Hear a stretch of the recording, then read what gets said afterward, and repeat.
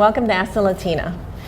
With only 4% of RNs being of Hispanic background, we need more Hispanic nurses to serve the increasing number of Hispanics in the U.S., which is projected to reach 30% of the nation's population by 2050. Today, our guest is Stacey Hernandez, who was a registered nurse at Beaumont Hospital. Thank you, Stacey, for being our guest today. Thank you for having me. Tell us about your family, and is there anyone else in the medical field apart from you? So a little bit about my family. I'm first generation. Both of my parents immigrated here from Mexico in 1990, and I'm the only person in my family who is in the medical field as of yet. I have a cousin who is training to be a paramedic down in Mexico. Oh, that's great. Yes. How many siblings do you have? I have 2 other siblings. I have 2 brothers who are younger than me. I'm the oldest. Oh, okay. Yeah. When did you decide that you wanted to be a nurse? I actually remember wanting to be a nurse ever since I was in high school. It always, what intrigued me was the medical aspect of it. And as time went on and I dove a little deeper into nursing, I realized that there was more to it and that I was interested in the human aspect of caring and healing. Well, that's good. Yeah. That's good. What was your path like through college, and where did you apply, and how long did it take for you to become a registered nurse? So directly out of high school, I went right into college and applied at OCC, Oakland Community College. I strictly followed the path through to be a nurse and apply for their program. I applied in October, in the month of October, I forget what year already. That's okay. And I heard back from the nursing program in February, and I was told I was accepted into the program. Great. A lot of it to try to get through into the program was the hardest part was trying to figure out what the next step was, because nobody else in my family had previously had the opportunity to go to college or to a university. So the hardest part of all of that was just trying to figure out what the next step was in order to get where I needed to be. And how did you figure that out? A lot of it was doing my own work, asking around, asking people, calling offices, trying to figure out what I needed to do. Wow, so that's good. Well, that's one obstacle. What are other obstacles that you experienced, and how did you confront it while you were attending nursing school? So one of the hardest things during nursing school was trying to find that work-life balance. I needed to work because since nobody else in my family had gone to a university, there's a big bill that comes with that. So I had to, during nursing school, I had to work part-time at Beaumont as a nursing assistant, and then find the time to do school full-time. So that was one of the hardest struggles, but what made that a little bit easier was having my family to help me. My mom is a stay-at-home mom, so having her to help me with just little day-to-day things helped out a lot. And then thankfully, you know, my dad, who works day in and day out, was able to put a roof over my head and food on my table to make the whole process a little easier. That's good. Otherwise, I don't know how I would have made it through nursing school. So you paid your way through college then? Yes, and I did. Did you ever look at like scholarships? I actually started OCC with a scholarship. Oh, that's good. It was specifically for students that were in, I believe, the Oakland County area. I applied for it, and so it paid for my first year of OCC. So that made it a little bit easier. But after that, it was trying to pay for it and figure out, you know, how to manage paying for it. And the nursing program for registered nurse was at OCC as well? Yes. Wow, I didn't know they had that. That's great. They have an associate's degree program, which is what I started off with as a nurse. Oh, that's good. Yeah. Are you the only Latina nurse in your hospital floor? And do you ever see other Latina RNs throughout the hospital? So Beaumont Royal Oak alone is very large. I believe there's upwards of up to 10,000 employees. It is a large hospital. It is very big. So I don't really get a whole lot of interaction outside of my unit, but on my unit I am the only Latina nurse that is there. Okay. And what are the job opportunities like for registered nurses? Nursing, the opportunities are endless and That's numerous. There are so many opportunities. You can be in a hospital setting, you can be in a clinic, you can be in a doctor's office. There are many, many areas that you can take nursing. That's good. That's good. A lot of flexibility then. Absolutely. What do you think? Why do you think that we do not have more Latinos entering the nursing field? So I was trying to look at some of the research to figure out why. A lot of what I had found as far back as in articles that go back as far as 2016 showed a lot of it was some sort of a language barrier, financial barriers. For me, English is my first language. Spanish is my yep, and then English or Spanish is my second language.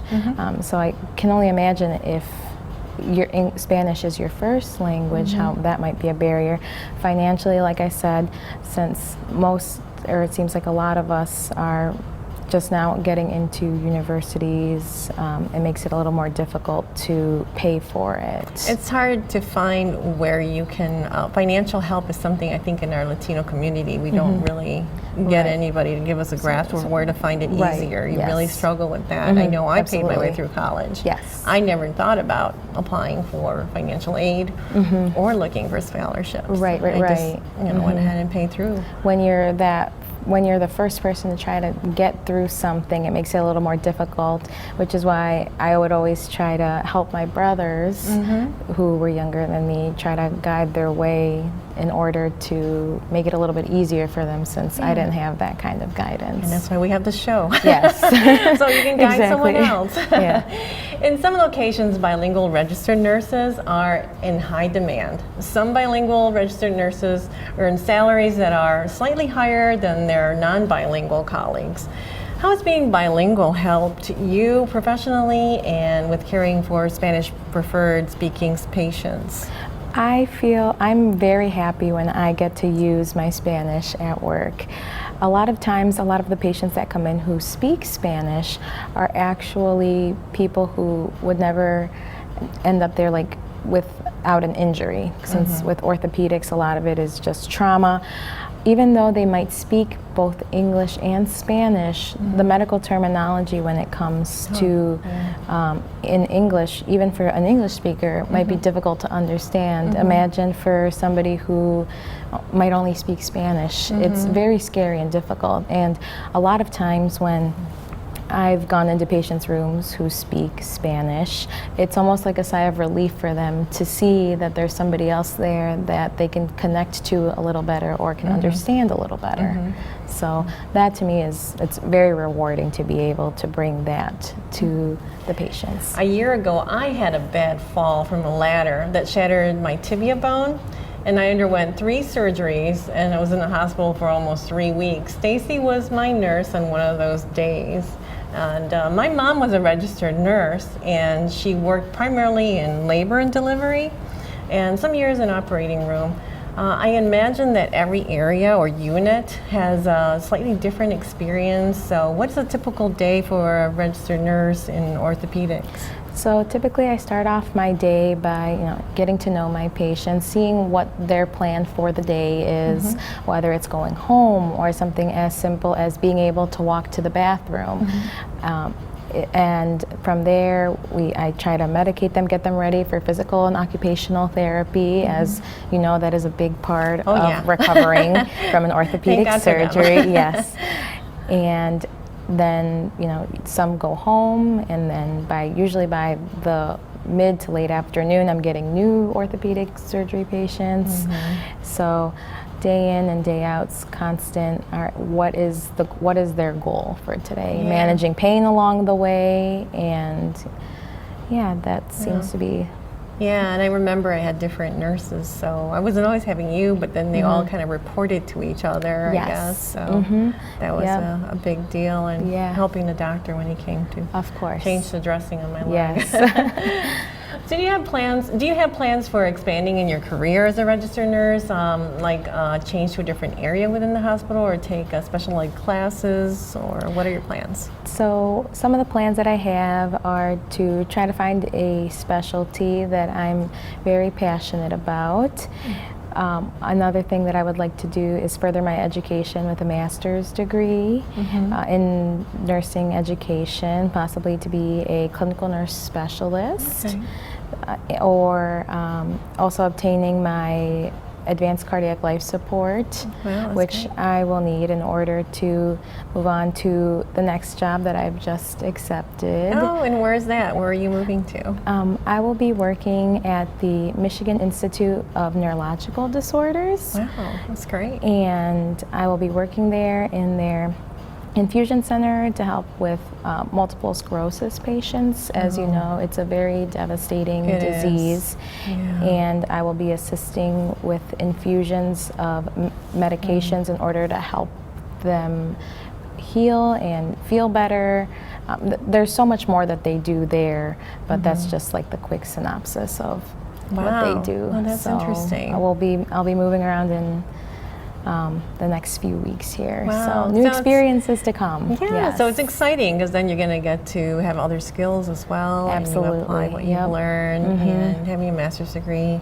That's great. I also know that you can become a CRNA, certified registered nurse anesthetist. Yep. Once you, if you decide to take that path, you can go through all the schooling and become a registered nurse in the anesthesia field. Right. And if anyone doesn't know what that means, it's the people that put you under when you're doing an operation. My uncle is that, and every time you see someone, he says, "I had a living passing gas." I'm like, thanks. Yeah. But really, it's he's putting you under is what he meant. It's a specialty, of course. It's a cute way of saying that. But so anyway, but I really appreciate everything. I'm sure that you inspired a lot of Latinas to consider it, and it's good to know that your journey, how you went through, because like you said, it's one of the things that's very important. One of the things we try to do is post scholarships and ideas, and not only this video, but and if there's any time you want to come back and tell us about your new experience, I think that'd be great. So everyone can learn about what it's like to be now in your new area, which is really interesting. I think that's one of the things, like you said, it's immense. So there's so many different places you can go as a nurse. Absolutely. Well, that's great. So this concludes our show with Ask a Latina, and we thank you for joining us.